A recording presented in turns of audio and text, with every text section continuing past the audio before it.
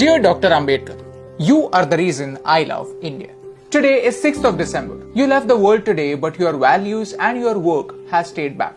Dear Dr. Ambedkar, thank you for focusing on education. You were the first Indian to pursue a doctorate in economics from abroad. And not only from India, you were the first double doctorate holder in economics in South Asia. You saw something wrong in India. All the problems, poverty, inequality, slavery, all linked to one core problem, lack of education. And you realize that only good education can change our obsolete mindset.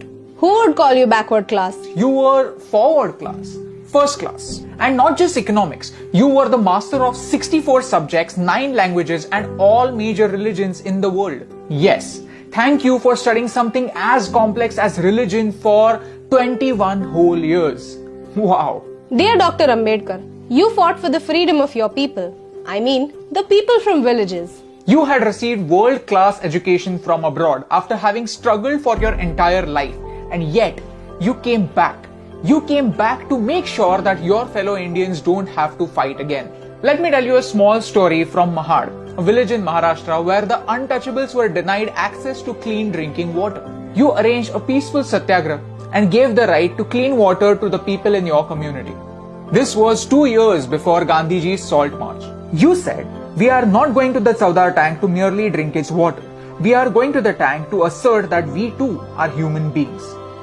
Dear Dr. Ambedkar, thank you for considering knowledge as your true legacy. Your personal library, Rajgriha, has more than 50,000 books and that remains the largest private library in the world.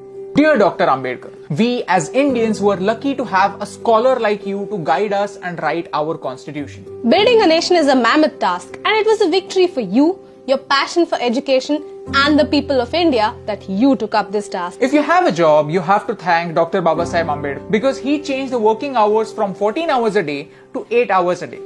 Mondays would have been even more blue had it not been for Babasaheb Ambedkar. Today, on one hand, we have the social evils of casteism in the backward parts of India, and on the other, we have something like reservation, which was intended to create equality, to create equal opportunities. I feel sad that both these issues are not addressed correctly but used as vote banks by our leaders. Leaders, I don't think leaders is the right term. I don't think they are leaders, they are politicians because they play games with us. And no matter who wins, India loses. But you taught us to win.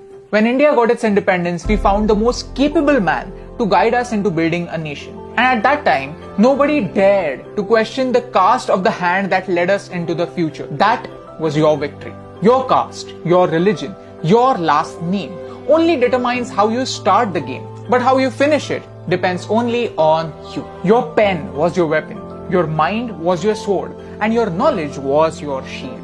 The Ashok Chakra in our flag, the one that adds a little bit of blue in the saffron, green and white, that's your contribution. Dr. Bhimrao Ramji Ambedkar or Baba Sahib. You are the father that made India into one giant family and you had the vision that every member of this family should have an equal right. Every member of this family is an equal member. Today I want to remember you and your work because we need it. We need to realize that all of our problems have only one permanent solution: good education. Not the one that remains in the books, but the one that reflects in our action. You showed us how, and that's the reason why I love India.